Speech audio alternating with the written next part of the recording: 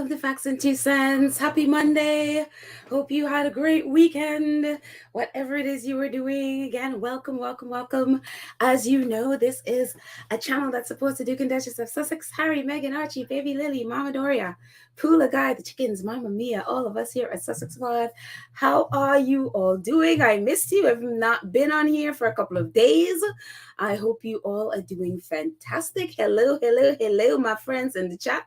I see you all in there, and my 55 others at the moment that I see, and I'm sure, well, that just jumped to 80 will be joining us, and I'm sure more of our awesome friends will be joining us as well. So welcome, you guys. Hope you guys are well rested. Had a lot of great things happening over the weekend, but I was to say hello to some of my friends who are in the chat so far. We have Rosa is here. Hello, Rosa. She's saying hello to everybody. And Lydia, awesome moderator, is here. And oh yeah, we got Britta already. But we got you again.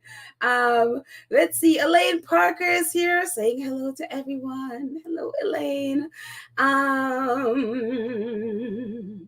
Let's see who else is. Oh, Karen M, our awesome moderator, is here. Hello, Karen M. And Sandy Powell is here. And who else is here? Oh, Annie is here. Annie Bullitt is here. And Fancy is here. And Margaret. Oh, Maggie, actually. Maggie Margaret. Hello, Maggie Margaret. Rosa Roberts. Yep, we got you. And Elaine. Let's see who else we got. Who else we have in the chat? Well, I just think these are all we have in the chat so far. They're just chatting away. Hello, guys. Oh, I see Kay Costello is here.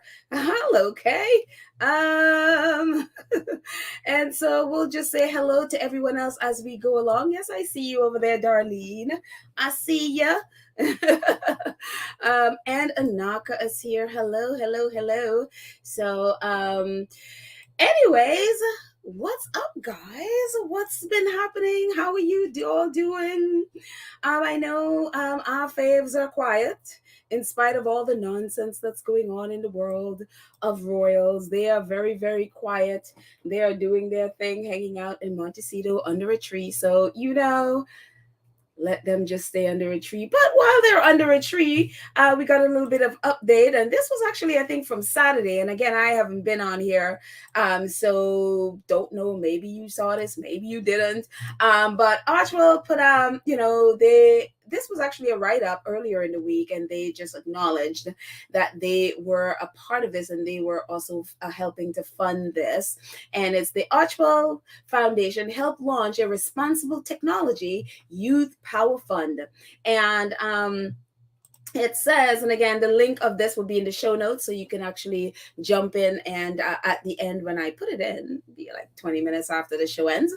But it says Archwell Foundation participation in the newly founded Responsible Technology Youth Power Fund was announced this week as part of a foundation ongoing commitment to the future of technology and its impact on society. The RT Youth Power Fund is the first of its kind to invite youth an intergenerationally led organization to shape the future of the technology movement.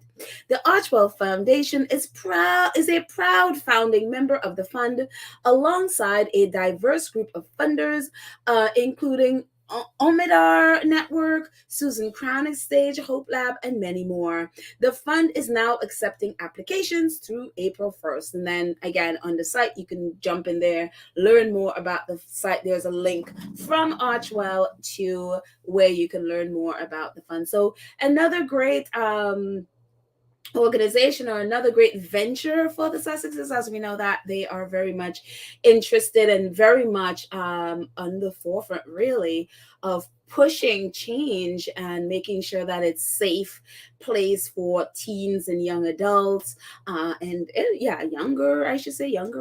younger teens and older teens, and young adults as well, to make sure that technology really on a whole is not harmful, but it's used in a way that it you can benefit really everyone. So they are definitely, that is a definitely a thing for them. So definitely very excited to see that the Sussexes and the Archwell Foundation is a part of this. And again, this is not the first time, they are part of others as well.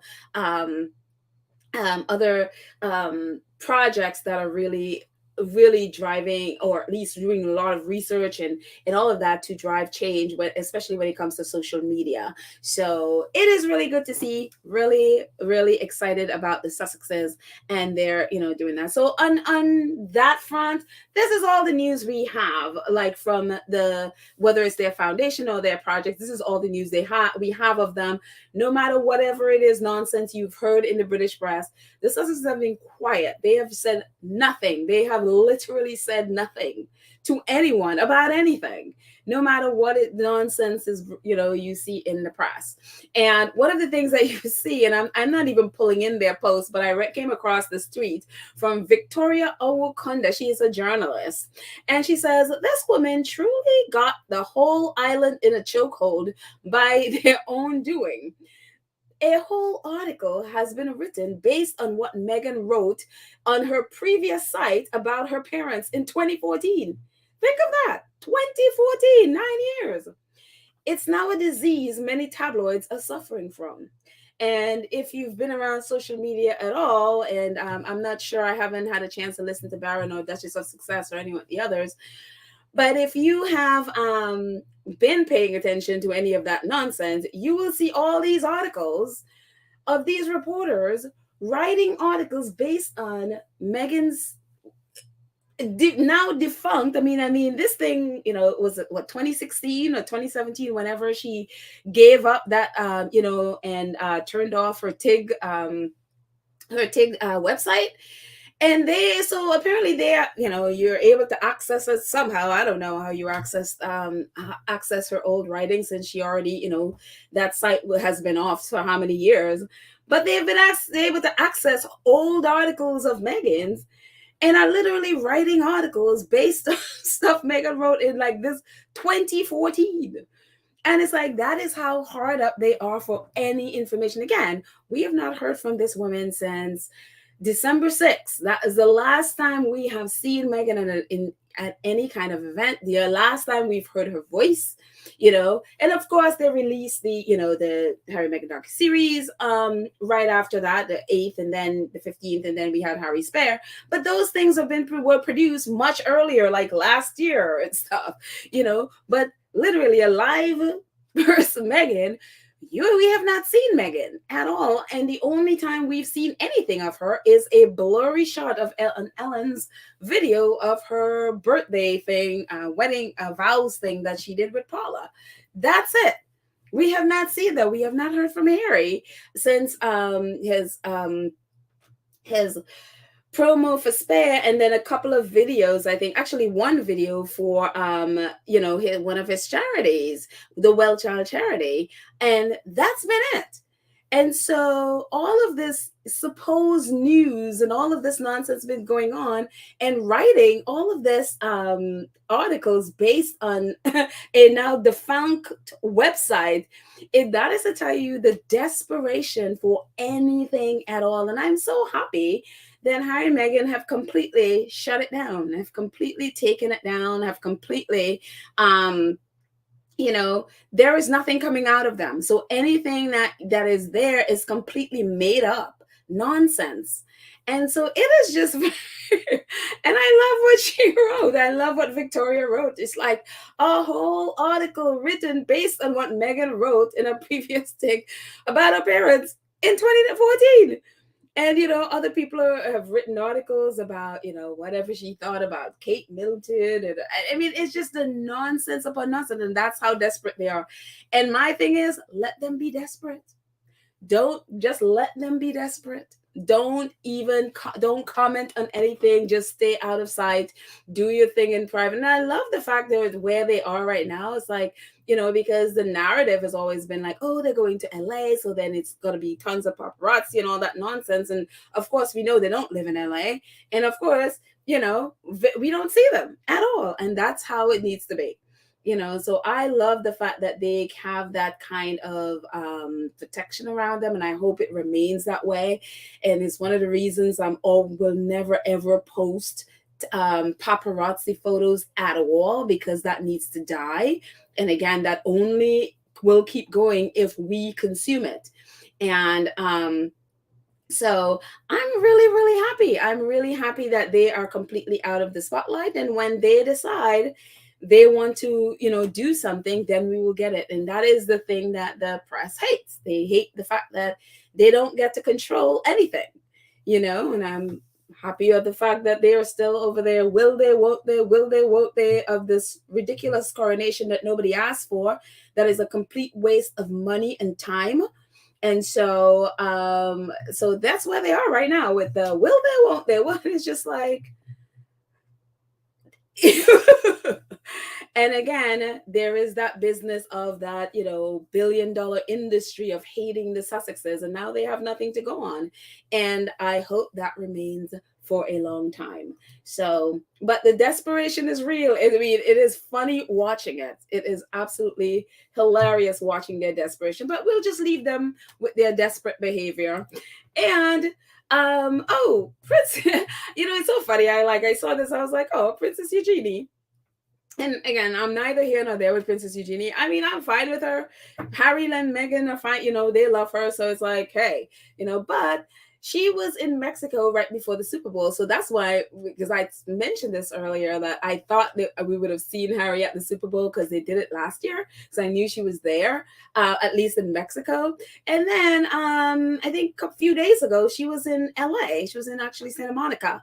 And so I was like, oh, there you go. And so maybe she's still there hanging out and visiting them, and they have a great relationship with her, and she is now with a baby. So, she is going to have her second as well. So congratulations to Princess Eugenie.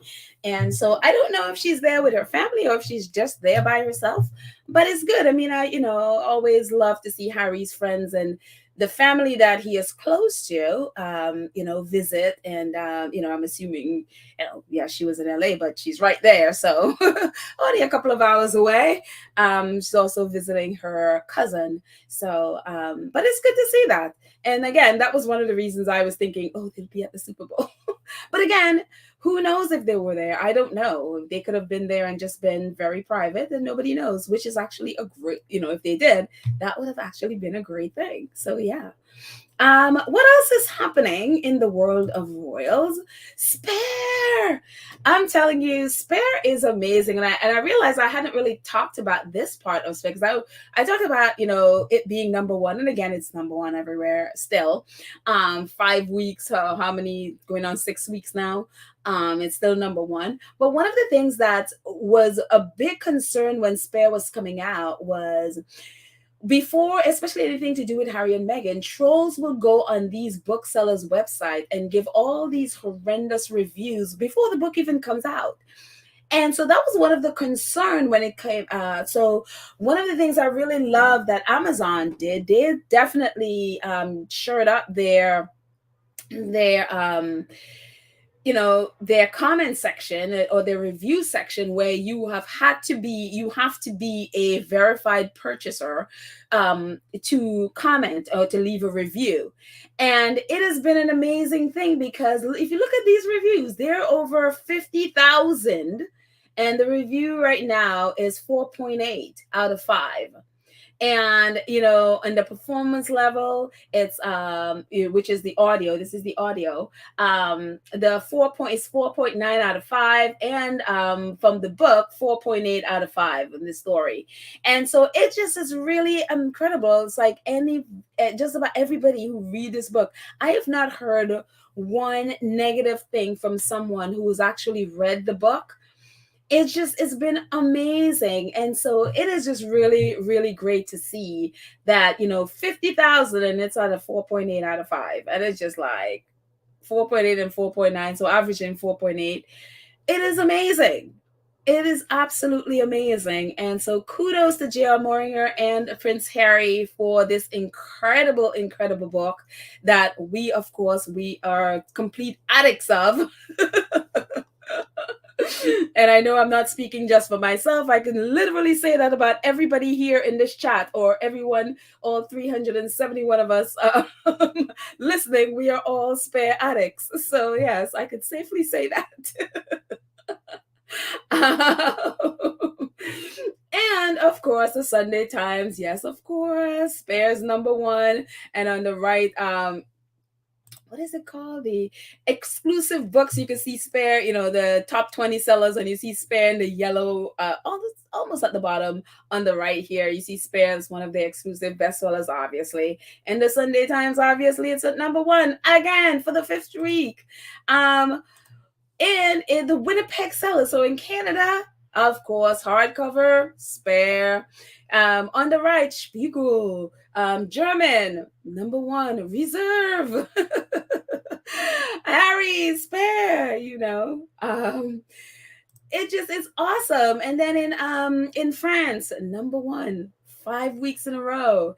It's absolutely fantastic, to see just, all over. This book is it's number one. And I can't imagine how satisfying Harry, it must be for Harry, and how happy he must be that people are getting what he meant for them to get out of the book when they read it. It is just amazing. And this is really funny. When I saw this, again, I really getting into library Twitter and all the ways that they have been tweeting about Spare. And so Library Hack Twitter is like, library lending books is still significant that the data should be available and explored. It looks like there are over 10,000 copies of Prince Harry's Spare in the UK libraries. Pretty much all of it out on loan with a huge waiting list. Over a year, it could amount to 200,000 loans. It is amazing. Look at that. They had 13,408 copies found, 13,360 unavailable. That means 13,360 because already loaned out. They only have 48 copies to loan. It is amazing. And this is great because UK people, which is what the press have been, they have been attacking Harry because they didn't want their country people to be reading that book at all, and of course, it's like you want everybody to purchase it, but, there's a cost of living crisis going on. People can't afford, they can't afford to feed their families. $20 or how much ever it is, or 20, pounds, whatever it is in the UK is a lot. And so if they can get it at a library for free, and hey, why not? They're reading it, and they're beginning to understand who Harry is. And so it's just really wonderful to see that. It's like 13,360 of them are on loan. They're loaned out already, and only 48 available across their libraries. And it's amazing. So I really, really it's really wonderful to see this, that they are having it. And again, with cost of living crisis that it is, people just can't afford, to spare a dime when they can't afford to feed their families. So it is just really, really great to see that the UK people are representing and they're reading it however they can. And it is really good. And, I am so grateful to our wonderful community here, one our mystery donor, and also Alan, who really were able to give out a few copies to fellow community members, and also Tyler Perry's book. And so thank you guys for your incredible generosity. So again, it's hard times, and so always wonderful when others lend a helping hand. So it's wonderful. So I just think it's fantastic. So I see more of our friends are in the chat. Let me jump in here and say hello and see what else. Sharon says, sending prayers and protection for Dr. Shola and family. Whoa, what happened to Dr. Shola? Uh-oh. I haven't been on Twitter in a minute, but what happened to Dr. Shola? Oh my goodness. Please, if anybody knows, I'm sorry. I didn't realize. Oh my goodness. Because I know like she gets attacked a lot on Twitter because her first stance are anti-racism stance, and so she gets attacked a lot. So oh my goodness. So yeah, please pray for her. And again, if anybody knows, just post it. So yeah, that's weird. Cal says the gallery Eugenie works for has downtown LA branch. Oh, okay. And a new location in West Hollywood. Also have a location in New York City. She might be there for work and could be visiting family also. Yeah, I mean, she used to live in New York. I think she lived in New York for like a couple of years. And so, yeah, I didn't realize a branch of it is, that's what, so yeah, most likely that's what she's doing there, because it was like an art gallery or something that she was. So yeah, so good for her, and it's great that now she has family here. So I'm sure if she's out there, she's also visiting family. And I can't say I'm sure, because I mean I don't know. I don't know, girlfriends. I don't know the girl's schedule, so that's just me taking liberties with her schedule. So yeah. Let's see. Miss September 15 says, oh, Dr. Shola got a death note in her mailbox at her home. Oh my goodness. Am I shocked? No, I am not shocked at all. People are sick. They are seriously sick, especially when you call out racism. It is just really, like he said, she is always getting attacked because she's very outspoken about racism and stuff. And I mean, that just triggers. I mean, some of the hate that she gets on her Twitter account is horrendous. And so, yeah, definitely, please, definitely pray for her and her family. It is really, really sick. Yeah. And not just her, like Nadine White, who also I use some of her articles here, who with the Independent. She's a race reporter there. The same. I mean, any Black reporter who calls out racism, stand out. I mean, if you're not, I'm so grateful that they're spoutable, so I can get away from a lot of that stuff. But it is sick. It is, the online world is really, really sick. And as Harry and Meghan always talk about, it doesn't just stay online. It transfers into real life. People take it upon themselves to do stuff like this. So yeah, it is really, really, really sick. Let's see. And Fu said, and it's talking to Tyra. She says, can't wait to see Spare made into a movie, lining up already to be in front of the cinema.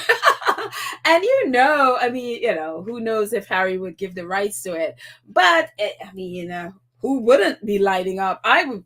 And I'll be right there behind you. I'll be second in line behind you. I may just push you out of the way, girl. But all of the squad would be right there. But yeah, I'm sure studios are probably just like, yeah, probably banging down his door to get the rights to make that into a movie. Gosh, it would be amazing. Let's see. Oh, Kyle just gave some more information. She received death threats from a white supremacist group. Oh my goodness. Yep. I am not shocked. They are always triggered when she speak up, and which is she's always out there. I mean, she's one of the loudest voices, even speaking up for Harry and Meghan, calling it out. I mean, yeah. So definitely, please be praying for her. Cookies and Cream says, I've definitely been having my consumption of Spare, Harry and Meghan docu-series Archetypes. And Harry and Meghan series, docu-series Archetypes, LOL, definitely hooked. I think I'm going to check into a rehab for detox. Yes, please, and be detoxing on Tyler Perry's Higher Is It Saturday is coming. We're not talking about Spare. We're talking about Higher is Waiting from Tyler Perry. So take that book along your detox there as you detox. We are sad people. We are crazy people. We're like, I just can't help myself. I just have to read Spare.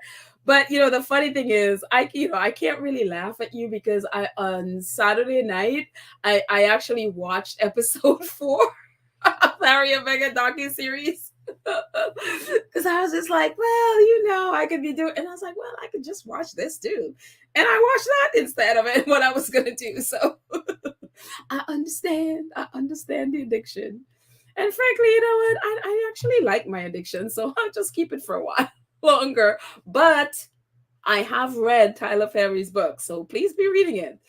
And because I don't want to be the only one talking about it, and you're like, I didn't read it. I was still reading Spare. So yes. So let's say. Joy says, I also hope too that the book is made into a movie or a series. Yeah, absolutely. Oh, it's a series. Maybe Netflix is on that. I could see that. Netflix would be, I mean, they do have a deal with Netflix. So, Netflix might be on that one. Let's see.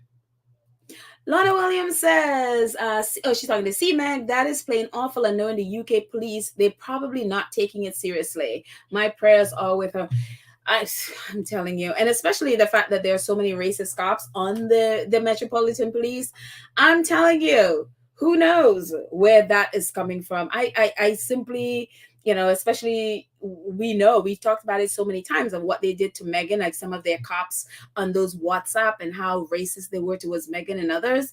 It just like, I can't trust any of them, so it's really, really sick. Let's see.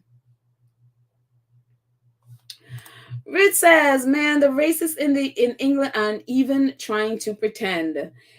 Well, at least some of them, the majority of them still pretend there is no racism. They're especially on this maybe unconscious bias thing. So yeah, the majority of them, those still don't want to believe that there is racism in the UK. So let's see. Clara says the public can't afford the book. That is why the waiting list. Yeah, absolutely. Because again, in the UK, there's some really horrendous, cost of living crisis going on right now, which is why I don't understand why they are not protesting this ridiculous, someone call it the Jubilee, ridiculous coronation that is costing the taxpayers so much money. I don't understand why they're not protesting, and it's just, I'm like, you know what, it's your life. I don't understand. I never understand why they are not protesting, because again, that money should be going to needy people. And so you're so right. They can't afford the book. And so that's why I'm happy that the library had all these copies that it could lend it to them so that they can read it, so they can share it. So it is really good. Let's see. Let's see what else I have, and then we'll come back to the chat.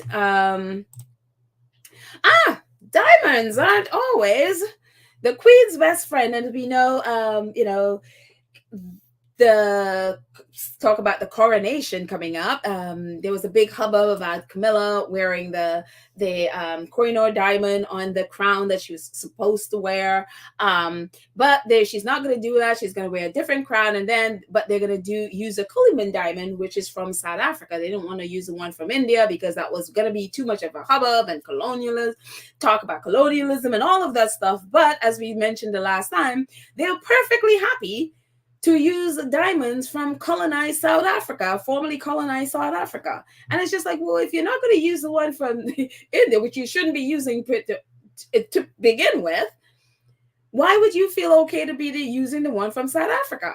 And so And it's just like, well, you didn't want to hear about colonization about from India, so but you feel okay to hear about it from you, or at least you think South Africans wouldn't protest. And so far there hasn't really been a big protest from South Africans, and which is what I was asking the last episode. I'm like, where are South Africans? Why aren't they screaming about this?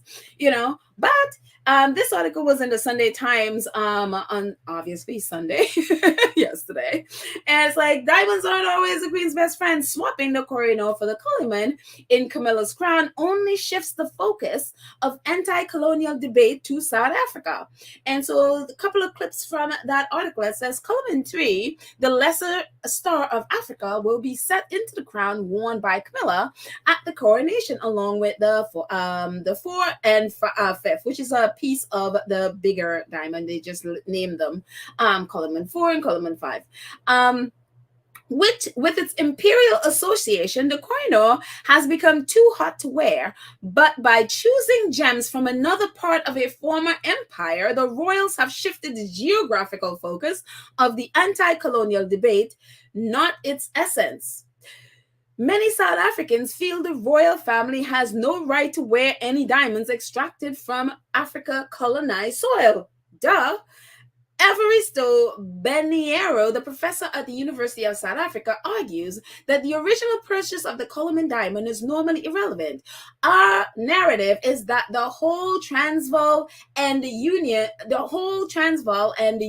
of South Africa government and the commitment mining syndicates were illegal. Receiving a stolen diamond does not exonerate the receiver. The great star is a blood diamond. And so the thing about it too is like they have this thing, well, it was, the mining company who at least the foreman or supervisor from the mining company who discovered the Cullinan diamond. They eventually sold it to the Transvaal government, who basically gave it, I guess, to Edward the Seventh, I think his name was, as a gift, as sort of like a peace offering, whatever gift. And so then that means it's a gift. And so South Africans are like, no, the whole colonization, that whole thing was illegal. It is blood diamond. It doesn't, you shouldn't be using it. And one, it's not yours. This is supposed to be South African property. Why are you using it? And so my thing is, there hasn't been that big of a protest. There has not been that big of a, why would they feel like so okay to be using that when they're like, well, no, we're not going to use the Koh-i-Noor diamonds. We don't want to upset the Indians. But, let's upset the South Africans because they're not going to really push back. And so far, you know what? They're right. There hasn't been that big of a pushback other than this, and, people are doing this petition, which I don't think has a whole lot of people signing it. And the South African government is not, Cyril Ramaphosa is not really pushing back on this at all. I mean, again, we saw him grinning with Prince Charles or King Charles the last time, he came to the UK, when they were treating him like he is, the greatest thing since sliced bread. Obviously, we know when he came for the Queen, he was put on a bus. But that's another story. The thing about it is, like, my thing is, why are you okay to be using diamond from South Africa when you're not okay to be using the one from India? Again, why is there a coronation? For one thing, and again, even with King Charles's, the crown he's wearing was, I don't remember Charles II or whomever it was. He was part one who helped funded the slave ship and all. I mean, it's just every time you think about these people and the choices that they make, it's like they're telling you over and over and over that they don't care. They don't care. I mean, why would you wear the crown of someone who is, one of the people who helped really fund the boats for the transatlantic slave trade? I mean, why would you even want to go anywhere near that if you are, supposedly sorry and supposedly, really slavery and all of that is abhorrent? If that's what you're thinking, why would you go wear that crown? And then why are you using a diamond from formerly colonized South Africa? Why are you using the diamond, period? why is there, why is there even a coronation? I mean, this whole thing. And again, there is no protest, there's no outrage over this. And so I'm like, well, if there's not going to be any outrage over this, well, of course they're going to do it. They just think you don't care, or they just don't, which is what I think a lot of times. They don't respect you, so they'll just do it. They definitely respect India. They respect their relationship in India. They sure don't respect the one they have in South Africa with South Africans. That is definitely sure. So it's just unbelievable. And talking about coronation, Adele, and apparently they invited Adele and Ed Sheeran to perform, and both of them said no. And that's what the narrative is. Now, I don't have any absolute proof of that. I have not heard it from Adele and Ed Sheeran themselves, but that was what was reported, that they both said no. Good for them. I hope other people turn down this nonsense. Again, they are doing this coronation when people are starving. They are literally taking baby formula from babies' mouths to do a coronation nobody asked for, And so hopefully more and more people will just turn this mess down.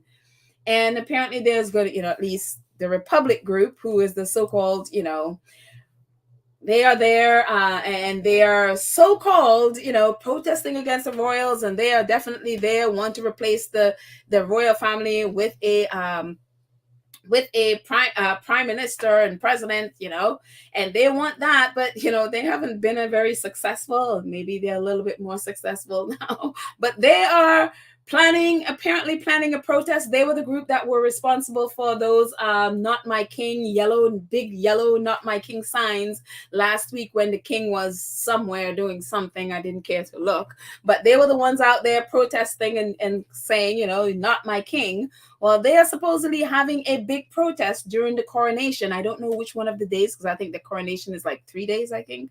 And so they are supposedly going to be protesting there as well. So who knows? Oh my goodness, Baron is here, Royal Sussex. Oh, thank you, Baron. I miss you, bro. I'm so happy you're here. Thank you so much for your donation. Oh, the Baron has blessed us with his presence. Thank you, my love.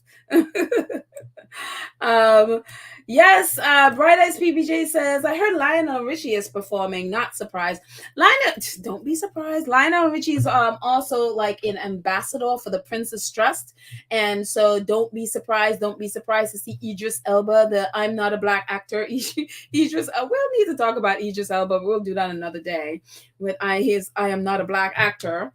And again, don't be surprised if he is there doing stuff for the coronation, because it's one of those things, especially with Idris, is when he was a young teen, I guess, the Princess Trust gave him $1,500 that really helped him, with his studies, I think, to become an actor and all. So I think he credits a lot of his early success and his success, for the help that he got from the Princess Trust, which is just great. But my thing with all that, I came down on him the first time when he was one of, when Prince Charles at the time guest edited The Voice, and it was just like their anniversary issue. And I was like, why is this man guest editing a Black newspaper to begin with, knowing the royal family's racist history? And Idris Elba was one of the people that contributed to that article. And he's also contributed to a lot of things when it has to do with King Charles and the Princess Trust. And he's also, I think he's an MBE, or an OB. I forget which one he is. I think it's an MBE as well. So I wouldn't be surprised that if he's there. But my thing with Idris is always like, look, dude, I know it was £1,500, but you're a rich man. It's time to pay that back and stop bowing. That's where I am with that stuff. It's like, you can pay that back and give back to the Princess Trust and not be like, ungrateful. Of course you're grateful because they did a great thing for him. But I think for me, it's the bowing thing, and maybe it's just me. But anyway, so leave Idris in that. But don't be surprised that some of the people that, that would be a part of it. Again, Lionel Richie is one of the ambassadors for the Princess Trust. Don't be surprised if you see Katy Perry, because she also does work with them. They love to bring in those American singers. Don't be surprised if Alicia Keys go back. I know she performed for the Jubilee. Don't be surprised. So I wouldn't be surprised at any of those things. So interesting. Let's see what else. Let's see who else is chatting about stuff. Joyce says the fact that the palace has not locked down 3 of the most OST global entertainers is telling, and they are British citizens. Adele, Ed Sheeran. How about Harry Styles? I don't know if they, I don't know. I would assume they would approach Harry Styles. I don't know what his relationship or how he feels about royals. I have no idea. No idea. So don't be surprised if he's there, and don't be surprised he's not. I have no idea. So but apparently those two say no. And apparently Ed Sheeran has a concert somewhere in the US at around the same time. So, and don't know about Adele. Adele is all about Harry, so she probably like, nah. And Adele lives in the US. Why should she have to go, please. Again, this is an unnecessary if you care anything about poor people in the UK, if you care anything about the cost of living crisis, you will not support this. And now, in order to get people involved, they're doing this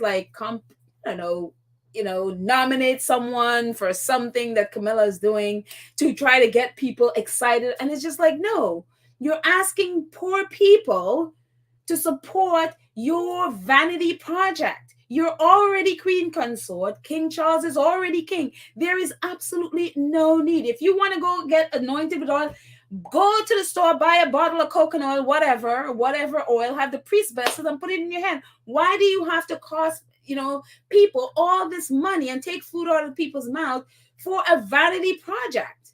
It is unthinkable. And I think any performer, who care about poor people and care about the cost of living would say no, would not participate in this mess, because again, it's taking money out of poor people's hands. That's wrong. And I'm sure these performers, when they go there, they're not doing it for free, so it's sick. It's utterly sick. And that's why I don't understand why people aren't protesting and be like, no. But again, I'm not British. Maybe there's something in it you want. So, let's see. Who else is saying something? Annie, no, I'm not even going to post what you said. No. Let's hope not. Annie. Let's see. Let's see. Joy says, it has to be that Blacks in Africa and the UK stand up. This is their country, UK too, and there is history as to what happens in regards to the diamonds. Nobody can do this for them. Yeah, there you go. We can't, people can't be up, out there protesting for you. They have to stand up and speak up. Because again, if India would throwing a stink about it, why aren't South Africans throwing a stink? A real stink. It's like, why is it okay for them to use it when they're not using the ones from, India because they don't want to stink? Throw a stink. It's time for, squeaky wheel gets the oil. So yeah. Classy Record says, India is the place Camilla goes to hide what she's doing about her face body, so she has to be nice to them. Oh, okay. Well, actually, she did go there the other day. I thought it was just like a relaxing place or something. I don't know. I don't know what you do there, but it my business. But yeah, she does go there to relax. So I guess she want to make sure that she's not offending. But then why is it okay for South Africa? I guess, they don't really go there a lot. So there you go. Emerald says they just don't care as South Africans won't protest. No respect for South Africans. Sad. That's the thing. I keep saying when, we're talking about reparations, apology, whatever, when stuff like this and we don't say anything, then don't expect apology. Don't expect reparations. Don't expect them to back off if you refuse to speak up. And you can't go and be smiling in their face and think they're going to be like, oh, well, we're smiling, so we're friends now. You're not friends. To them, you're still a colony, even though technically you're not. But to them, that's how they look at us. That's how they look at you. They don't respect you. And so that's my thing. But who am I? I'm just a lowly podcaster just trying to, whatever. R.R. Carter says Camilla is giving a volunteer award during the coronation. Their IG account is asking for nominations, the great distraction from the past colonized behavior. Exactly. Yeah. This is like, because if she could get people focused on this volunteer awards nonsense, which is most likely like a little trophy or a pin or whatever nonsense they give to you, they would never give you money or anything of value that you can use to better your life. Oh, no. They will give you, just like they do the MBE stuff, just give them a little trinket and we can buy your loyalty. And by the time you realize it's a stupid little trinket you're getting, they would have already gotten your money and done their, vanity project, and you left you with the trinket and no money to feed your family. That's the thing. And it's like, why? And what do? They have the newspapers out there promoting this thing and backing this thing. So, then they know if we can get the newspaper on board, they've already have a groomed audience. The audience are going to be excited about it because they're going to promote it for them. And so it just, it's so frustrating watching this, because it's kind of like you just feel helpless, because you can see what they're doing and it just... there's nothing you could do. And so, yeah, it's... yes. But anyway, moving on from this nonsense. Thank you, R.R. Carter. Yes, Veronica, the South African president was in the UK recently. Yes, he was. And, definitely expect him. I expect him to be there for the coronation as well. So I would be very surprised if he's not there. Let's see what else is happening. We talked about a little bit about Australia and Jamaica. I think the last episode, Australia is slowly moving away from the UK and having the king as their head of state. It was a little surprising. I'm like, I didn't know Hugh Jackman was up on this stuff. I just knew him as an actor. He says, so he spoke to, I guess, an interview, the BBC. Reporting out, inevitably Australia will become a republic, says Hugh Jackman.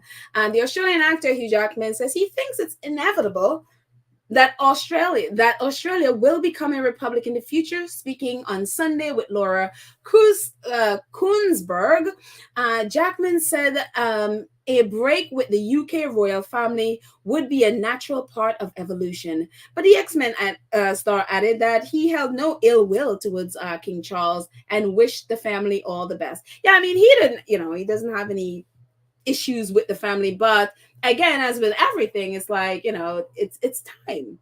How long are you going to, be attached to the skirt tails of the UK? And so more and more people are speaking out. It's like, it's time to go. So looking forward to you, Australia and Jamaica. So yeah. Oh my goodness. So Maggie, Margaret, thank you so much for your donation. I appreciate it. Aw, thank you.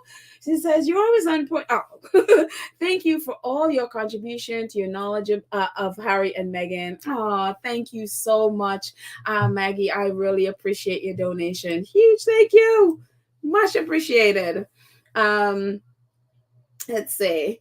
Joyce, I think you're it today. I am dropping on you the whole time. She's like, bad sign if Australians, well-known actors start stating that that the Australians will be a republic in the future. Not good. Yeah, more and more people are speaking out. It's like, this is, and you just look at, why there is no reason why in the year of our Lord 2023 that you are a country that, you have someone other than a person from your country as your head of state. That's ridiculous. It is utterly ridiculous. And then in the same month, oh, but we're not a colony. We're independent. No, you're not independent if somebody else is your head of state.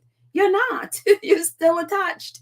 And so that's like, those parents. I think of it as those parents who you have the little kids outside, and then you have them with a backpack, and the backpack has a long string. So they're out there walking like they're free, but you're the one holding the string. They can only go as that string that you're holding allow them to. Even though they feel free and nobody's holding their hand, they're still attached to you. They can't go anywhere that you don't allow them to. And that's how I think of countries that still have the King Charles, and before that the Queen has as their head of state. You're not free. You just feel free, but you're really not. So very interesting. But it's good to see. It's good to see more and more people are speaking up about it. So what else I got? Oh, this happened. This is very interesting thing happened. I don't know if you guys have seen or heard of the film Navalny. And that is about Alexei Navalny. He is the Russian sort of the opposition leader, I want to say, to Putin, that Putin absolutely hates. And this man, I swear, has about 9 or 10 lives by now, because every time I looked around, there's some kind of death threat or poisoning that that he's going through. So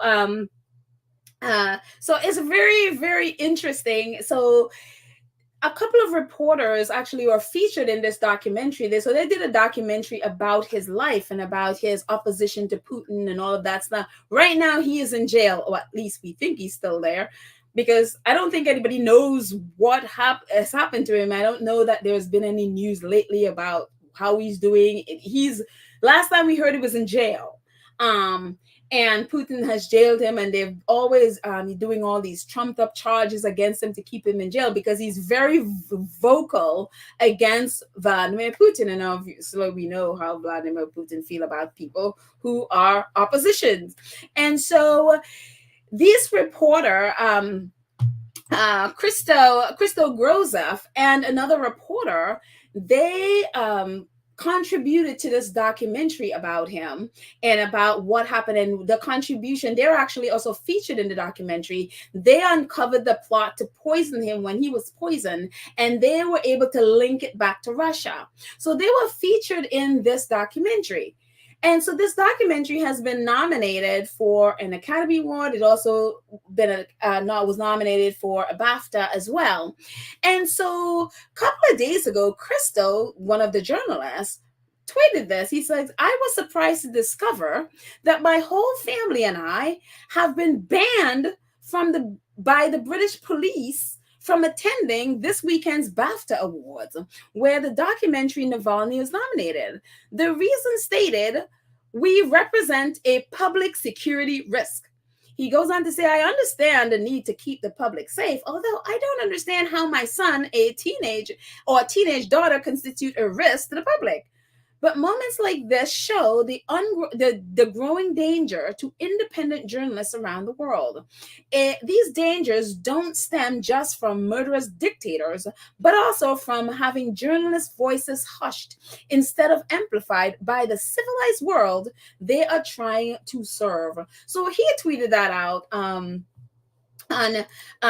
Saturday. And so we were just like, what do you mean you're banning the person? You nominate the film, but then you're banning the reporter who exposed this, and also linked it back to Russia? And so it was just the wildest thing. And so he said that the British police, is the one that banned him. Well, the Metropolitan Police was like, "Oh no, it's not us." They were like, jumped on Twitter, posted this on their website. It's like, the statement following online discussion about the individual's attendance at the BAFTAs. They go on to say, more generally, police do not and cannot ban anyone from attending a private event. Decision about the attendance at an event is a matter for the event organizers. They go on to say, we recognize our advice team can mean Organizers have difficult choices to make when deciding how best to mitigate any risk and the security of the events, and we're grateful for the ongoing engagement of BAFTA. So they were like, don't blame us. We did not ban you. We did not ban people from events. The event organizers do that. And so and it was just like, okay. So the Guardian picked up the story, and I'm just going to get myself out of the way there. The Guardian picked up the story, and they're like, journalists who exposed plot to kill Alexei Navalny claim family banned from BAFTAs. And a couple of clips from it. It says an investigative journalist who helped to reveal the plot to kill Russian dissident Alexei Navalny has claimed he and his family have been banned by police. As we just saw, the police are like, from attending the ceremony on Sunday in London due to a public security risk. Christo Grozov, featured in the 2022 film Navalny, which is nominated for Best Documentary category. The film explores the story of Russian opposition leader Navalny and events related to his poisoning in 2020. Grozov is filmed explaining how he and fellow investigative journalist Maria Pevchek, I don't know how she says her last name, revealed the details of the poisoning plot that indicated Russia's involvement. And I'm just going to move my banner there so I can read the bottom. There we go. And we'll get back to the banner in a bit. But it goes on to say, in a statement to the PA news agency regarding security on Sunday's ceremony, at the London South Bank Centre, BAFTA said the security of all of our guests and staff at the ceremony is always our highest priority, and have a robust and appropriate security arrangements in place every year. So that all happened, Christo is saying it's the police. The police is like, no, that's not us. And then all of a sudden, Peter Churchill, who is like a human rights activist, he posted this breaking news. I have received a tip-off that Prince William's office pressured the BAFTAs to disinvite journalist Christo Grozov, who exposed the plot to kill Alexei Navalny. Source is an insider. And we're like, what? And so, again, they're banning a reporter from the BAFTAs. And again, not only a reporter who revealed and exposed all this and who is actually in the documentary. They're banning him and his family from there. And so Peter is like, yeah, he got a tip. Prince William's office is the one that pressured BAFTA. And of course, we know Prince William has sway in BAFTA because he is the president of BAFTA. He's the honorary president of BAFTA. So I would think he has a little bit of sway there. Now, again, Peter says it's a tip. Tip could be false. It could be true, but it's very interesting that Prince William is the head of the president of BAFTA, and he has got a tip that it's Prince William's office that is the one that pressured them to not allow him to go. And it's just like, are you serious? Because of supposed threat. And it's very interesting with Prince William's relationship with Russia and Russians in the UK. And it just is, and again, we don't have any evidence that this is absolutely true, that what Peter Chattel said is, was correct, that his tip is correct. But it just makes you go, especially knowing Prince William's relationship with Russian oligarchs, including this one, Eugenie Lebedev. Eugenie, hopefully I'm saying this right.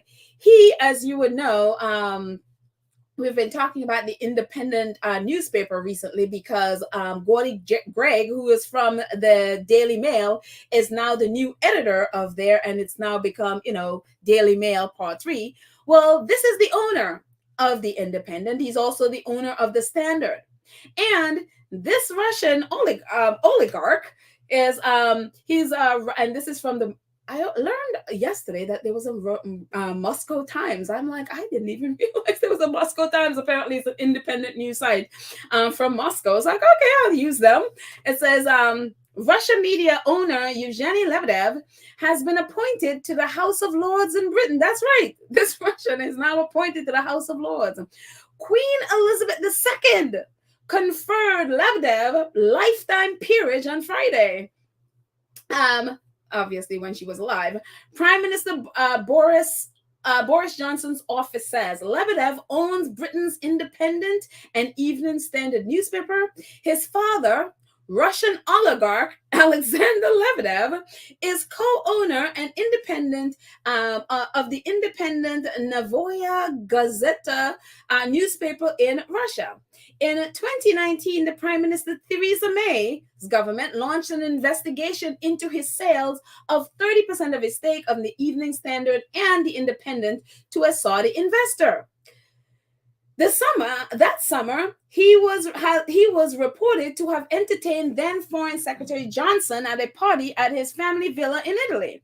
Alexander Lebedev, an ex-KGB agent turned business tycoon, was reportedly one of the figures investigated as a part of Parliament's Intelligence and Security Committee report on alleged Kremlin interference into the country's 2016 Brexit referendum. This is the guy that Queen Elizabeth conferred a lifetime peerage to. This is the guy who owns two newspapers in the UK. This is the guy who has a great relationship with Prince William, whose father is a KGB agent. I mean, it just, his father is an oligarch and he is an ex-KGB agent. And you're like, oh my gosh. And there he is with Prince William over at Centerpoint. You know that doing his good deed of the day with the homeless shelter, Centerpoint. Here he is with William. And there they are. They're very close. They're very good friends, it seems. And so it just very much makes you go, okay. You know, and again, I'm not saying that that tip was correct, but it makes you go, when you see the kind of relationship that William has with the Russians. We also know Camilla's nephew, his relationship with Prince essentially and their branch in Russia, and his whole mission is, they have a Russian branch where they basically cater to Russian oligarchs. Prince Charles's relationship with them. The one who tried to sell Prince, whatever, the older one that tried to sell, time with Vladimir Putin. He tried. I mean, it just it's really makes you go,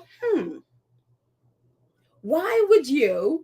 If this is all true, why would you ban someone who exposed the Russian government? Why would you ban a reporter who exposed the Russian government, ties and what they did to Navalny? It's really, really crazy. But anyways, so Republic, that same Republic group, they also tweeted about it. They said about that tip, they said, we have received the same information from a credible source. So they also apparently received the same information that Prince William was involved in getting that reporter banned. Also, Bill Browder is very interesting. He is the head of the Global Magnitsky Justice Campaign. And we'll talk about that in a second. He says, if this is true, it's scandalous from so many different angles. Peter Jukes from the Byline Investigates, he says, all my support to Crystal Gozef and Bellingcat. And if Prince William is afraid of the consequences of truth-telling against dictators, he can disinvite himself from the BAFTAs. We know that he didn't disinvite himself. He was at the BAFTAs. We've seen the pictures. Anyway, but it's very interesting that Bill Browder picked up on this because he is, again, the head of the Global Magnitsky Act. And if you know what the Magnitsky Act is, it's about this guy, Sergei Magnitsky. He was, as you can see there, he was this young, it's so funny, he was only 37 years old, but he looks so much older than 30. When I read that he was 37, I was like, wow, he just looks so much like an older person. But he is, well, I'll just read it what it says. It says, Sergei Magnitsky was a 37-year-old tax lawyer and auditor who worked for the Moscow legal and audit firm Firestone Duncan. He was married and a father of two. He knew right from wrong, and he was willing to stand up for the things he believed in. When Sergei discovered that senior interior ministers had stolen investment companies of their clients and the Hermitage Fund, and then went on to rob Russian treasury of 5.4 billion rubles, which is equivalent to $230 million. The proper discourse of action was obvious to him. Sergei immediately decided to testify against those corrupt officials. And what they did after that, when he testified, they threw him in jail and basically tortured him to death. And the government officials that he testified against, nothing ever happened to them. Instead, you would think they would be investigated. No, they put those people who stole the money in charge of the investigation, and they threw him in jail. And in 2019, they basically tortured him to death. And so that's it became a huge thing around the world. And so the Magnitsky Act, which is an organization, they are out there trying to root out corruption, including especially in Russia and stuff like that. So the fact that he got involved with that and tweeted about it was very interesting.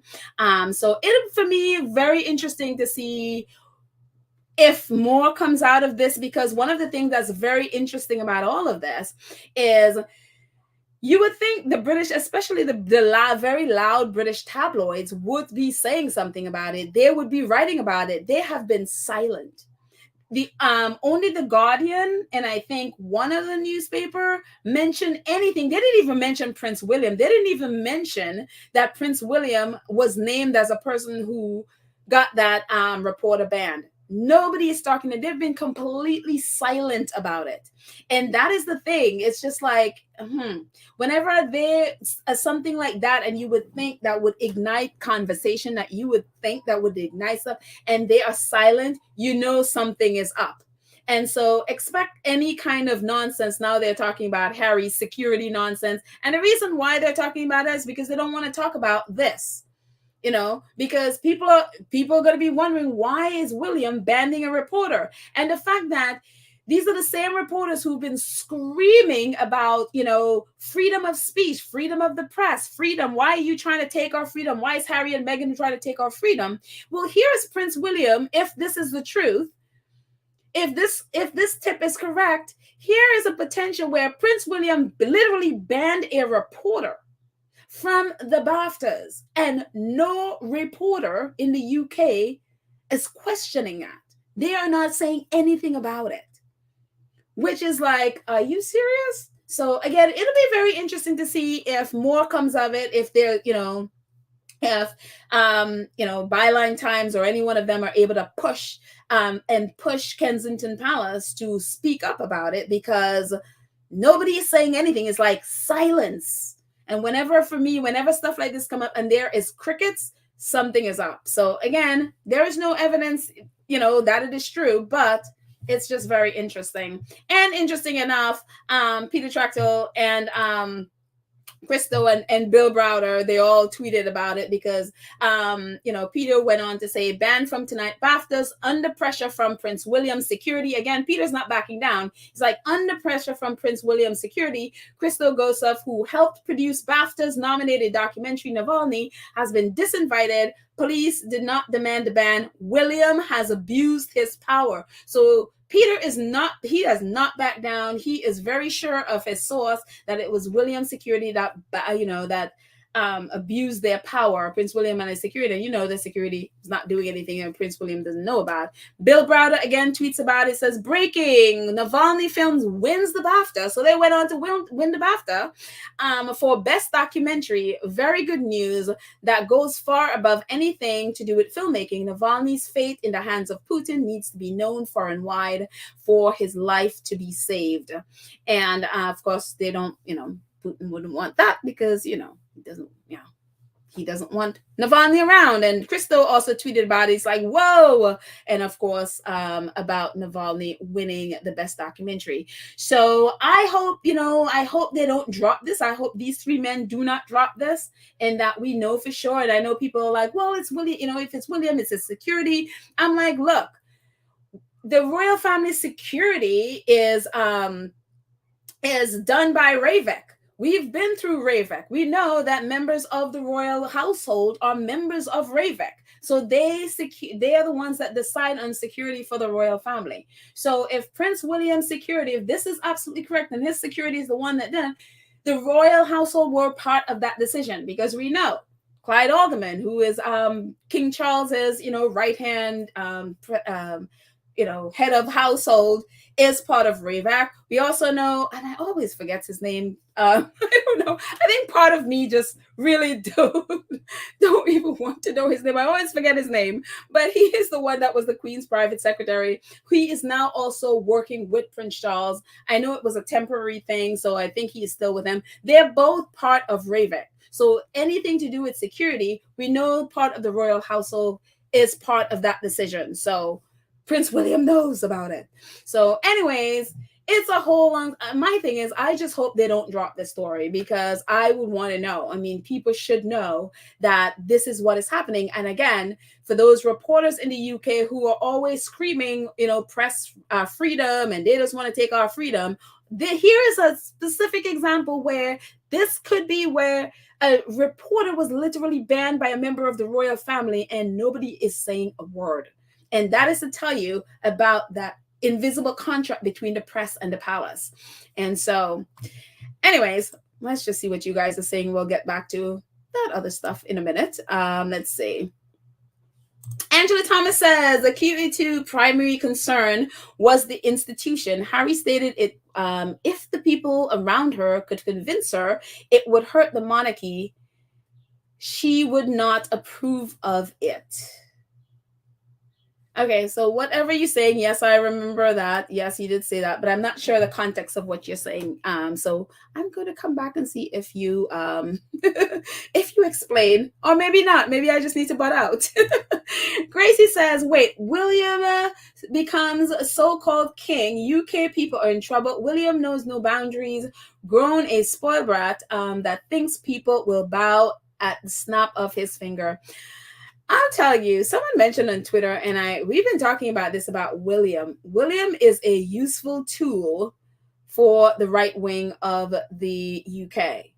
And I mean, if you were to go by his staff hirings of all Tory members and all of that stuff, including when he had Simon Case and all of those, I'm telling you, I shudder when William is king, because it ain't going to be pretty. It is not going to be pretty. And on top of that, on top of him not ever accomplishing much of anything, he's like, I'm going to be kinging. And I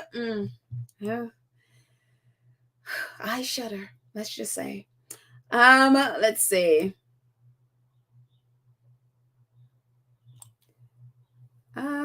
Mad World says there is a Russian oligarch's son that's in parliament.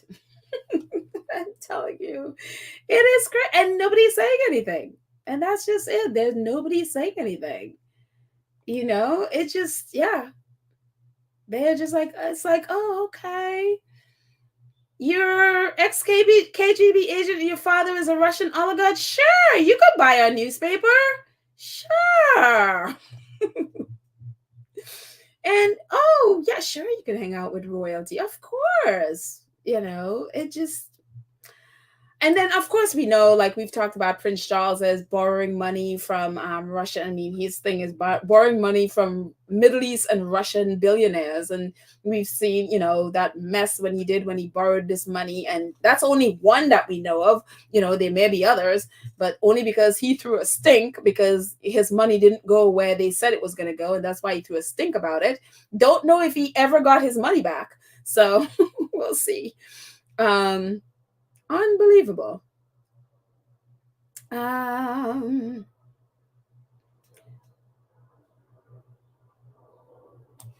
Maddie Rambo says, William believes that when he becomes king, he will control the world. That's the thing. I mean, for those people who, I remember, someone posting, I think, a screenshot of one of those reporters looking at William's abusive behavior towards Harry. And their take on that, it was that, oh, it's intense love. And I'm like, are you people crazy? And that is the thing. It's like all you could see in his whole relationship with Harry is the desperate need to control Harry, control Meghan, control. And that is the thing. He really I mean, look at how, when Harry was talking about Africa, about, wanting to do maybe conservation in Africa, he's like, no, William is like, oh no, Africa is mine. Like somehow he owns a whole continent that is his.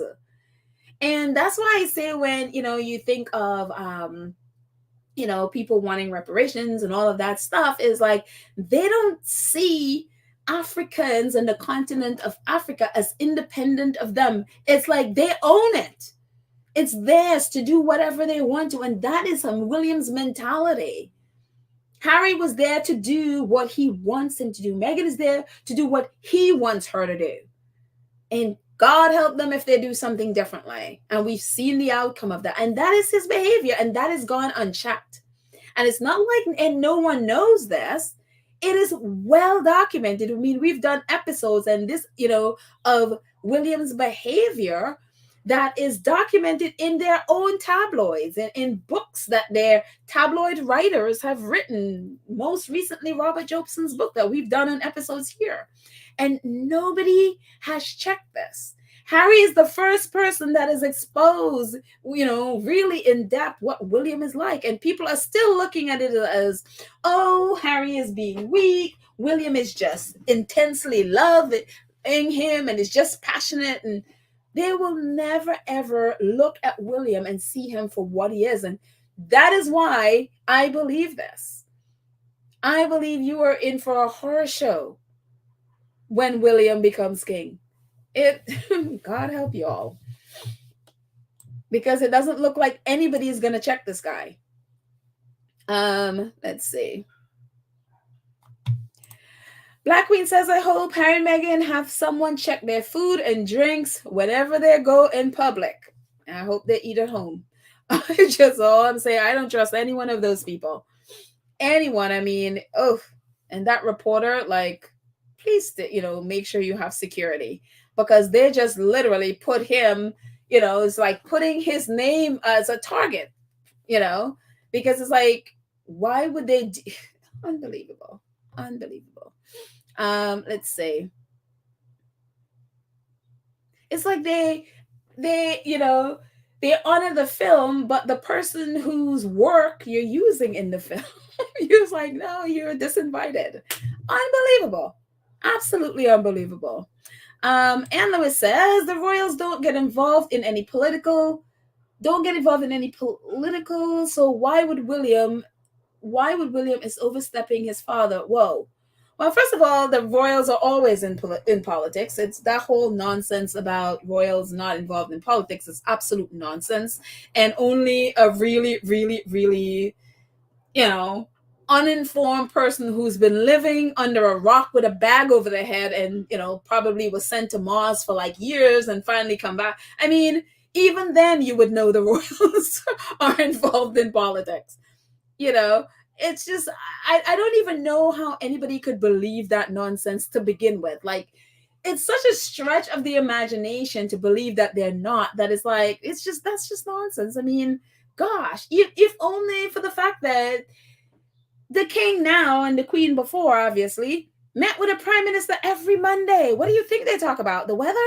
Like, it's just like, it's nonsense. She's the head of state. Of course she is involved in politics.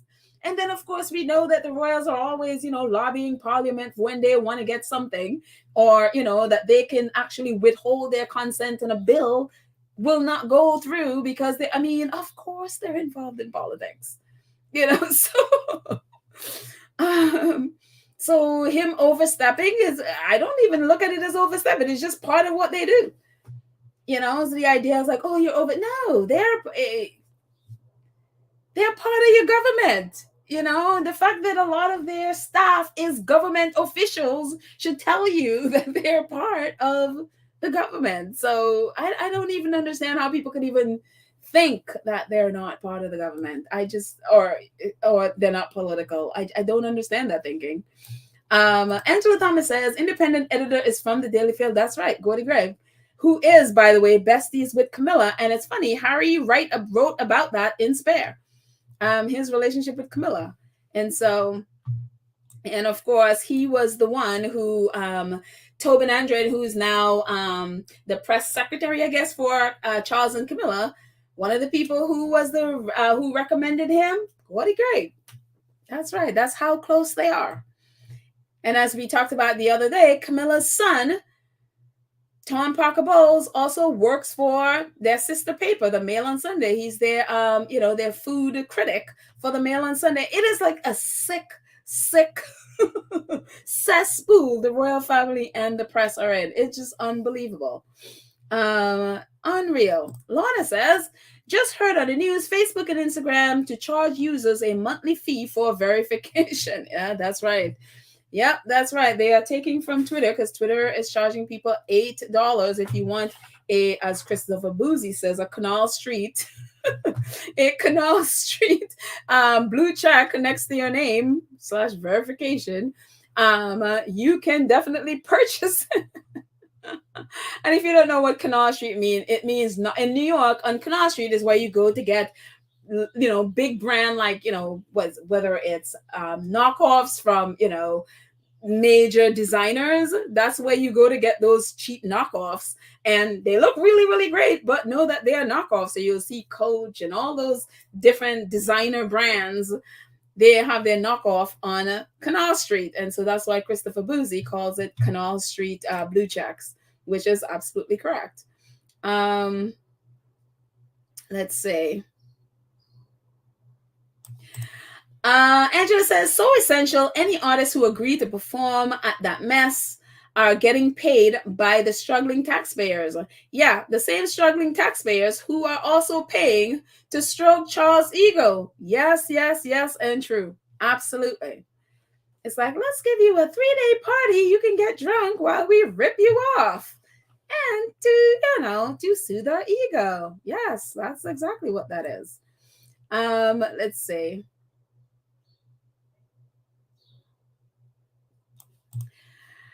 Anne-Marie says, isn't Britain assisting Ukraine in the fight against Russia? The dummy William apparently doesn't know that. I think they're playing both sides is what it is, because even though they are, assisting Ukraine, look at all the oligarchs that are there and have great relationships with the government in the Ukraine, including, again, Eugenie Lebedev. I always get tongue-tied with his last name. How many oligarchs are there that they all have relationship at the same time? They're like, oh yes, we support you, Russia. We'll support you, Ukraine. I wouldn't trust any of these people at all, in any sense of the word. So yeah, it just, of course he knows, but that doesn't stop them from playing both sides.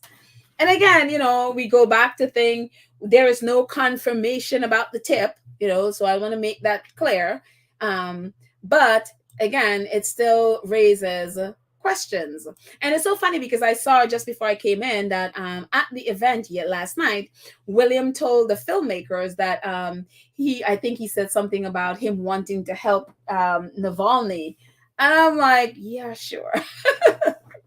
Maybe you just don't want the reporter there so you can jump in and take credit for, helping Navalny. Yeah, sure. We'll see. But anyways, moving on from this mess, let's see. Oh, Marcus says, Harry told them he has had a lot of their secrets. William better be careful, for Harry knows most of his secrets. And I mean, there are certain things, there are those 400 pages. But I mean, as Harry said, there are some things he would never share with anyone outside it, obviously, for obvious reasons. But yeah, there's a reason why, they can't exactly banish Andrew. They can't, you know what I mean? They have a lot of stuff, and Harry did say that the press have a lot of stuff against his family. That's why they're basically prisoners of them. So yeah. Let's see, what else do I got? Maybe moving on from this. Yes, let's move on from that. Whew, that's a lot. Actually, you know what? Yeah, let's just do a little bit of a change of music here for a little bit. Thunder. Away from all the espionage of Russia and the KGB agents and all of that mess.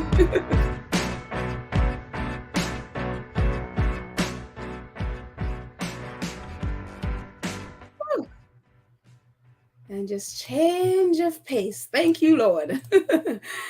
All right, we are going to Invictus Games. So Invictus Games, I'm telling you, Invictus Games Vancouver, they just can't wait. They're like, we are on it. We are ready for 2023, 2025.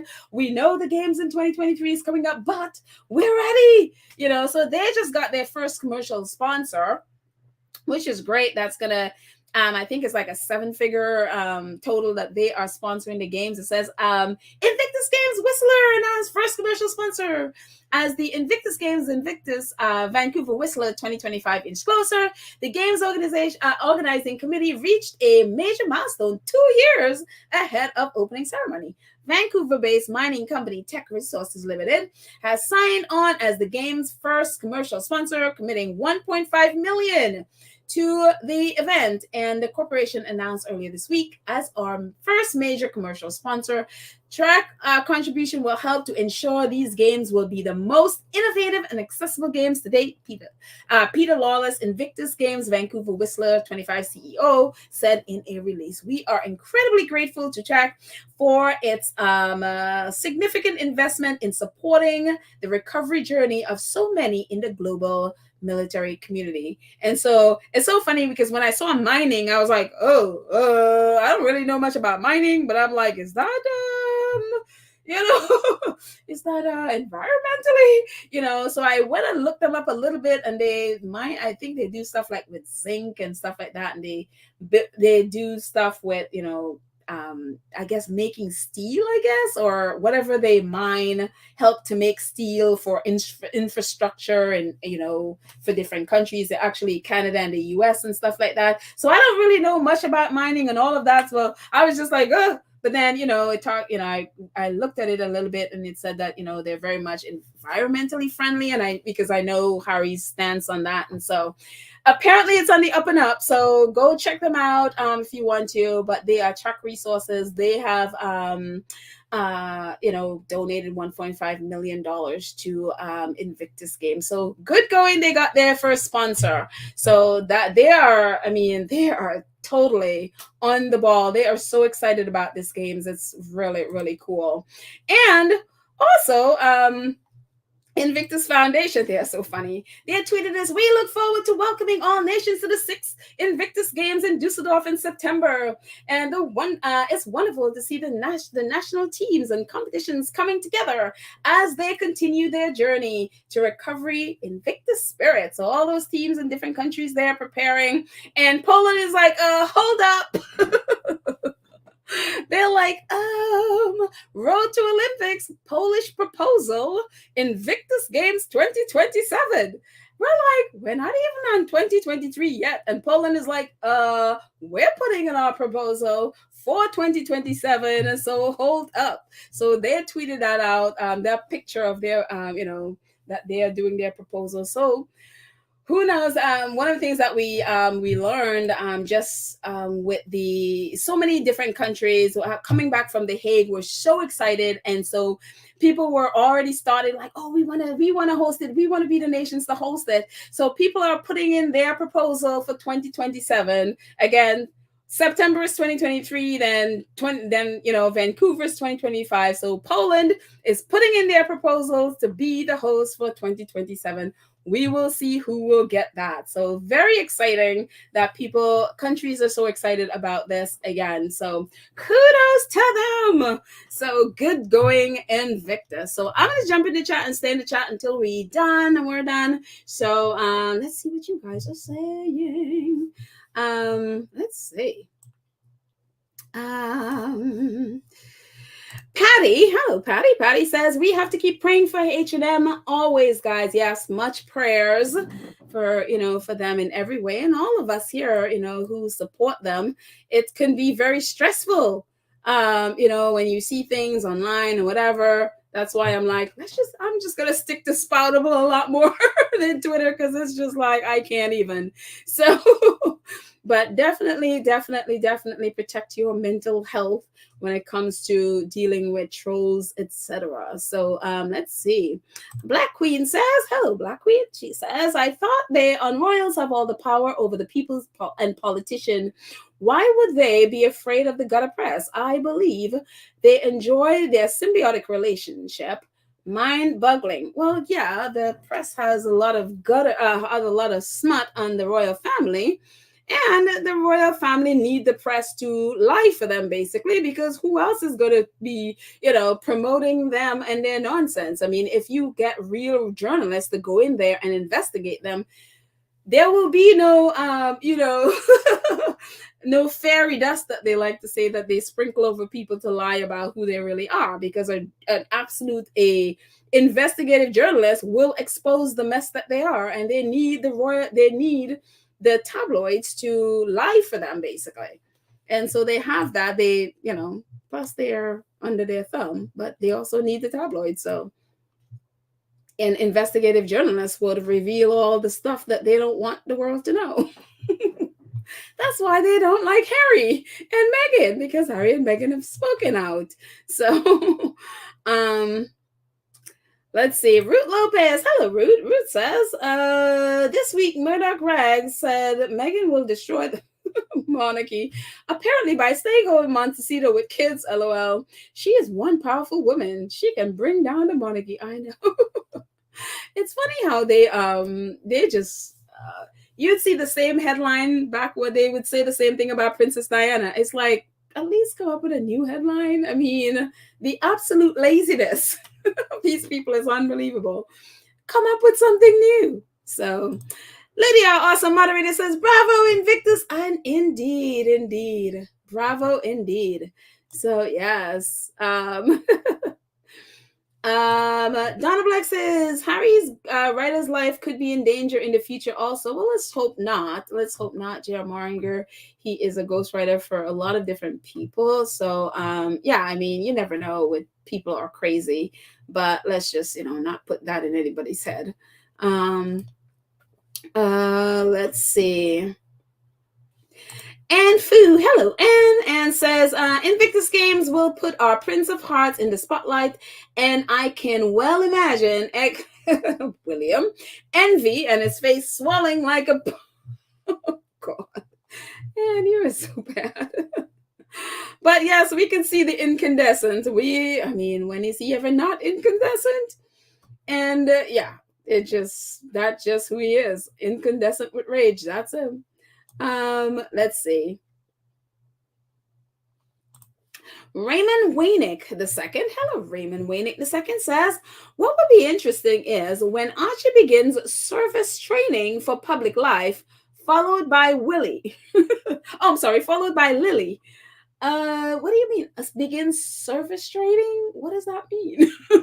You mean, I don't think Harry and Meghan are going to be doing any public service training in the sense that, I mean, I'm assuming you mean the way they do it in the royal family. I don't think that's going to happen, because Harry and Meghan don't quite work that way.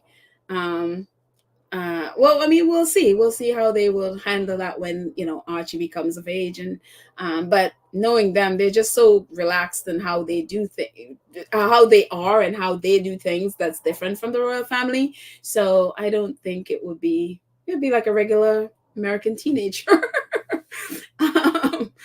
Regular California teenagers. Let's see. Michael Miller says, hey, squaddies, hope everyone is having a wonderful Monday. Hope you are too, Michael. I'm in good spirits. Oh, I'm in good spirits today. Still at a physical rehab, but here. Wait, you're at a rehab? What happened to you? I didn't know. I didn't know you had a physical issue. I didn't realize you were at a rehab, and I'm happy you're in good spirits. That's awesome. And I hope you get whatever happened. I hope you get well soon. I'm so sorry that you were having to rehab. Oh goodness. Yeah, if you want to share, no pressure, but I didn't realize that. So I'm happy that you are in good spirits. Let's see. Um Sheila says, no, I'm sorry, Sheila James says, UK is a private corporation owned by a very small handful of people. It's actually a dictatorship. Definitely feels that way. Definitely feels that way. And which, if the US isn't careful, we're going to have exactly that, as if this, because you see the same patterns when that other person was an occupant of the White House. We were seeing the same patterns that brought him into the White House. So let's hope not, because the US isn't far behind, it looks like. Let's see. Charlie says, Will hold a grudge 7 years. QE2 denied him wearing his military garb for his wedding. She allowed Harry every wish, and he was livid for weeks, threatened to shave his beard. Wasn't that the weirdest thing? I think that has to be the weirdest thing I've ever heard in my entire life. And I've heard a lot of weird things. It's just just the idea, and I understand it in a sense because of military. Military people are clean shaven, but Harry has had his beard for all this time. And the fact that William got so upset about the beard, and even Harry, even at his bachelor party thing, had to be on his guard so William doesn't, hold him down if he got drunk or something, hold him down and shave his beard. I just think that is just the weird. Like, dude, that is weird. That is just like, what are you people? That is just. I'm like, oh my gosh. Let's see. Patty says people. Oh, Petal, Petal. I think they are afraid to find out who Willie really is—a pure evil spirit. That could be true, because I think they're afraid to find out he's not who they think he is. I mean, if they just got to read Spare, that gives you a little insight. I mean, even their own reporters have talked about what William is and his behavior.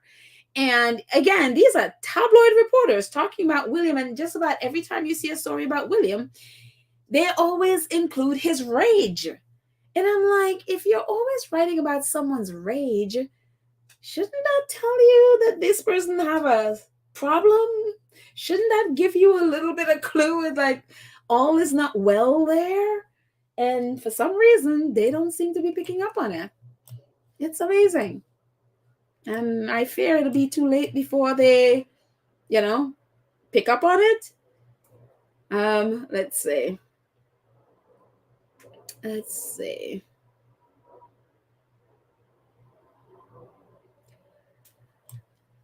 A few more before we end. Oh no! Are you serious?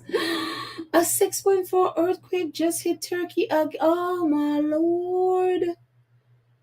Oh man. And I just heard a couple of days ago, or was it yesterday, that there was a Nigerian footballer who was killed. I think his last name was Atsu. I don't remember what his first name is, but his last name was Atsu. And someone said that he had canceled a flight hours before the earthquake, and they recently found his body. Oh my gosh, these poor people. Oh my goodness, it's like you talk about can't catch a break. Oh man, just pray for those on the ground, helping them. Like World Central Kitchen is there, trying to help and doing their thing over there, helping and to feed. Oh my lord. Gosh, that is hard. Let's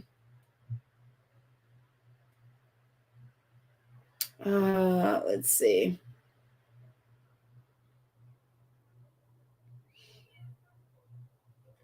A couple more. Let's see what we got.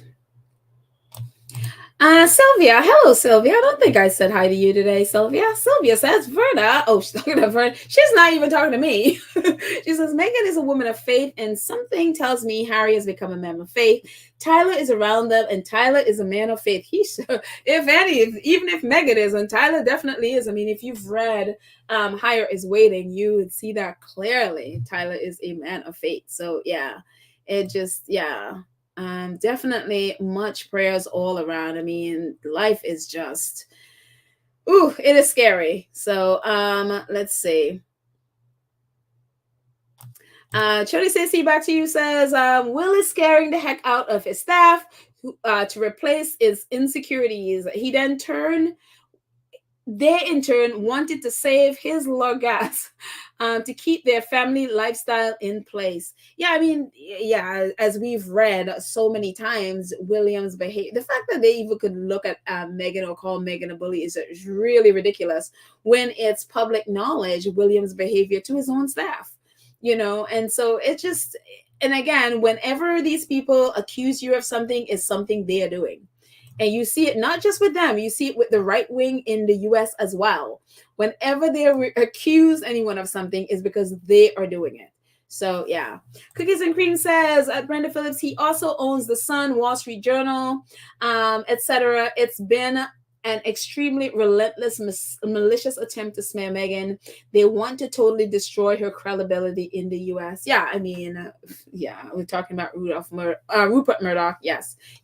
We just hope Dominion win their case of, again, they have this multi-million-dollar lawsuit against Fox News for all the lies that, with the election, that the election was rigged and all of that stuff. And so coming out in the court cases right now is all the lies that Fox have told, and all their reporters knowing that it was a lie, that the election was not fixed, it was not rigged, that Trump did not win, and yet they still were lying to their base, the MAGA base, and created all of this mess, even though they knew it was lies. So all of it is now coming out in court.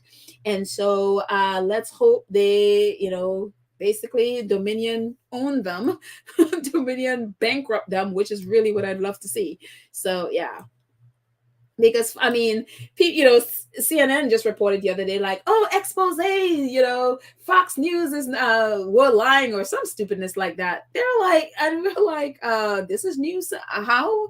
I mean, anybody who's ever watched Fox or listened to Fox know that they're lying. People who sit there watching Fox, they know they're being lied to. They just rather the lie. They'd rather be lied to than deal with the truth. And so that's where where I stand on that. And Nissy Gates says Atsu is a Ghanaian. Oh, did I say Nigerian? So sorry. Ghanaian footballer. Thank you so much. Not Nigerian. So the footballer, his last name is Atsu, and I don't remember what his first name is, but he was the one that was killed in Turkey when their earthquake hit. So yeah. So please, let's pray for them. Pray for us, for our mental health. Pray for our Sussexes. Pray for safety all around.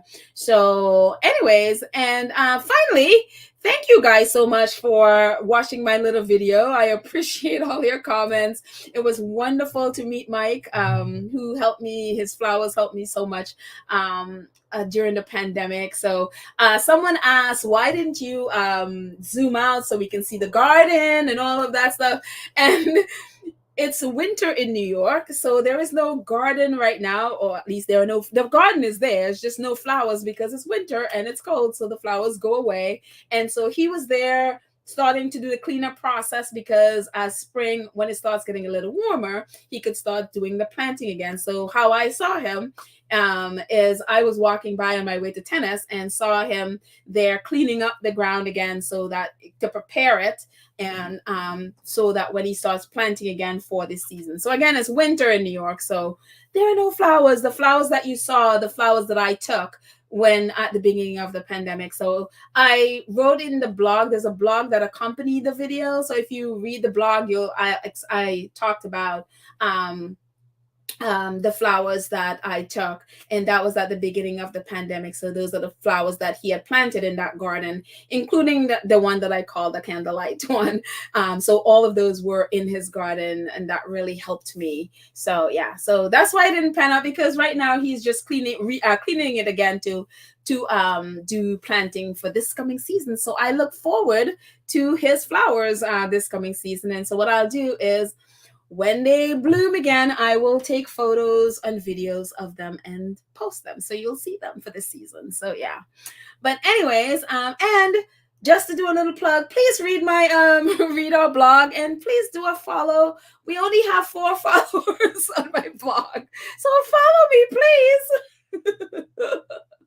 So, but anyways, that's my plug for my blog. So there you go. I'm learning how to write, so don't laugh too much. So anyway, I love you guys. Thank you so much for hanging out with me. Thank you so much to our awesome moderators, Lydia, Trish, Nelly, Karen, and Cookies and Cream. Thank you all so much, as usual, for the amazing work you do as you moderate our space. Thank you, thank you, thank you. And thank you to our awesome 2 Cents Crew members and 2 Cents Crew. And everyone, please don't forget, on Saturday, we're doing our book club. So make sure you read Tyler Perry's book, Higher is Waiting. So thank you to our wonderful 2 Cents Crew who support our channel every month. Thank you for your kindness, your incredible kindness. And thank you to all of our Gold Star supporters who you see in the chat supporting, whether it's super chat, super thanks, super stickers, all of it. Thank you, thank you, thank you so much. And thank you, Baron, who was here. I don't know if he's still here, but thank you, thank you, thank you. For your support. I appreciate every single one of you, and also the ones who support via PayPal or Cash App or merchandise. Thank you, thank you, thank you. Anyway, guys, I love you all. Have a fantastic day. Much prayers for all who need it. Thank you, guys. Have a fantastic day. Love you.